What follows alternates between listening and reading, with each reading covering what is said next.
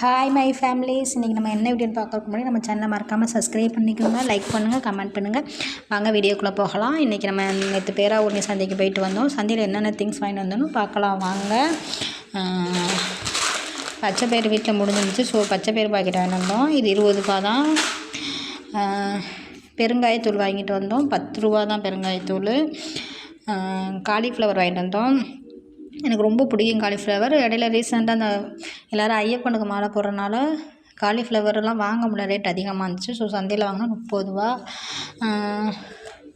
முட்டைக்கோஸ் நல்லா பெருசாக இருக்குது பாருங்கள். பட் இது வந்து 20 ரூபா தான் சந்தையில்.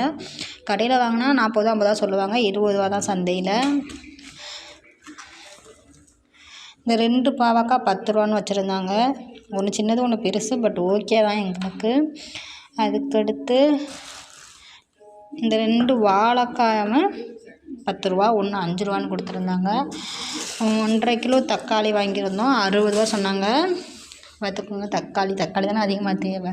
அதுக்கடுத்து 10 ரூபாய்க்கு கொத்தமல்லி, புதினா, கருவேப்பிலை எல்லாம் சேர்த்து 10 ரூபாய்க்கு வாங்கியிருந்தோம். அதுக்கடுத்து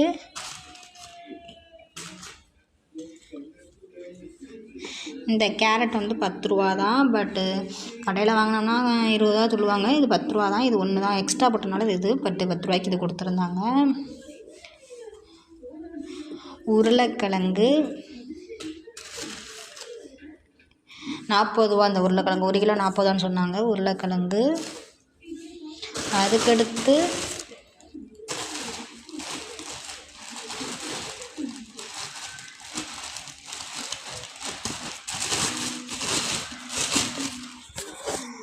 கத்திரிக்காய். இந்த கத்திரிக்காய் வந்து 20 ரூபா தான். நிறையா இருக்குது பாருங்கள். அவரைக்காயுமே நல்ல அவரைக்காய். பட் இந்த அவரைக்காய் வந்து குறைஞ்சது 40 ரூபாய்க்கு விற்கலாம். பட் 20 ரூபா தான் சொல்லி கொடுத்துருந்தாங்க.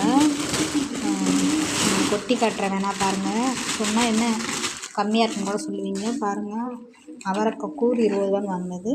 கத்திரிக்காயுமே 20 ரூபான்னு வாங்குறது தான். இதான் நம்ம வீட்டில் இன்றைக்கி சண்டே ஷாப்பிங் பண்ணிவிட்டு